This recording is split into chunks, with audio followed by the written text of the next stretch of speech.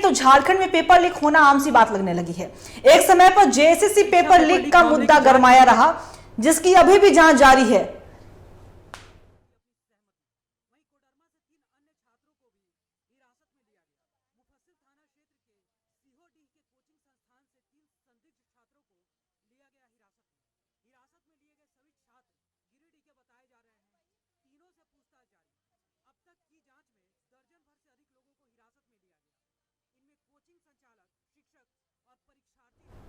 तो जो आप प्लेट देख रहे थे, तो साफ तौर पे कहा जाए एक समय पर जेएसएससी पेपर लीक का मुद्दा लगातार गरमाया हुआ रहा, जिसकी अभी भी जांच जारी है और अभी तक किसी भी तरह का कंक्लूजन नहीं आया है। लेकिन दूसरी तरफ हाल ही की अगर हम बात करें तो जैक की 10वीं की पेपर लीक हुआ और अब इस मुद्दे ने तूल पकड़ा हुआ है। यहां तक कि विपक्ष ने इस मुद्दे पर आज के बजट सत्र के पहले दिन सत्ता पक्ष पर खूब बरसे हैं और सत्ता पक्ष पर कई सवाल भी दागे हैं।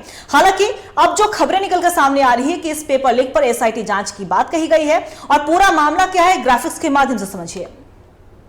खंड बोर्ड परीक्षा पेपर लीक मामले की जांच अब करेगी एसआईटी। शिक्षा विभाग के प्रस्ताव पर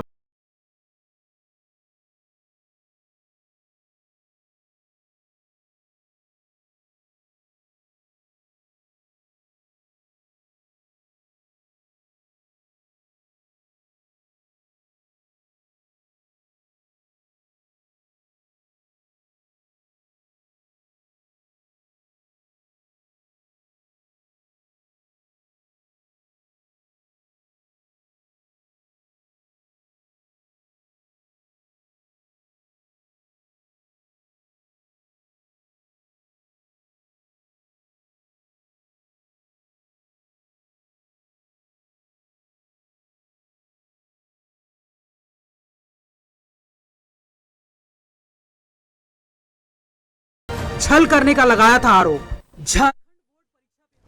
और इसी खबर पे और भी ज्यादा जानकारी के लिए हमारे सहयोगी दीपक हमारे साथ लाइव बने हुए, उनका रुख करेंगे।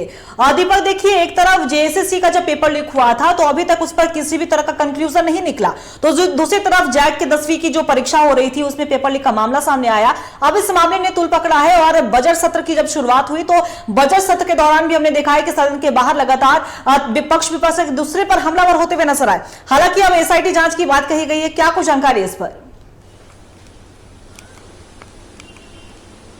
देखिए अंकिता, ये जैक की ओर से जो मैट्रिक की परीक्षा ली जा रही थी उसमें दो जो विषय हैं उनके प्रश्न पत्र लीक हुए थे और लगभग 5 जिलों से पलामू, पूर्वी सिंहभूम, गिरिडीह, कोडरमा और अन्य जगह से 1 दर्जन से अधिक लोगों को गिरफ्तार किया गया था। यह कहा गया कि ये जो कोचिंग संचालक वाले हैं इन्होंने ही पेपर लीक किया है और इस विषय को लेकर जो हंगामा शुरू किया गया वो अभी तक जारी है। यहाँ तक कि भाजपा के प्रदेश अध्यक्ष बाबूलाल मरांडी ने भी इस मामले की जांच कराने की बात कही थी और उन्होंने ये कहा था कि कहीं सरकार जो जांच एजेंसियां तय करेगी जांच के लिए उसमें कहीं इस जांच को गौण नहीं कर दिया जाए। तो इस तमाम मामलों को देखते हुए, राजनीतिक गहमा-गहमी को देखते हुए स्कूली शिक्षा और साक्षरता मंत्री जो हैं रामदास सोरेन ने एसआईटी गठन करने की अनुमति तो दे दी, लेकिन अभी तक इस संबंध में गृह विभाग द्वारा जो अधिसूचना जारी की जानी थी वो अभी तक नहीं जारी की गई है। तो ये पता नहीं चलेगा कि एसआईटी का जो गठन होगा तो उसका नेतृत्व कौन करेगा और एसआईटी को कितने दिनों में ये प्रश्न पत्र लीक मामले की जांच करने की जिम्मेवारी दी गई है। आपने कहा कि जेएसएससी की जो क्वेश्चन पेपर लीक होने का मामला था उसकी जांच सीआईडी कर रही है और सीआईडी ने इस मामले में कई जो शिकायतकर्ताओं थे उनसे ईमेल भेजकर यह आह्वान किया था कि आपके पास जो सबूत है वो दिया जाए, लेकिन अभी तक इस दिशा में ठोस कार्रवाई नहीं की गई है और अब यह कहा जा रहा है कि इस महीने के अंत तक जो है जेएसएससी प्रश्न पत्र लीक मामले में सीआईडी अपनी जो रिपोर्ट है वो सरकार को सौंप देगी। अंकिता, तो आने वाले दिनों में ये देखना होगा कि जैक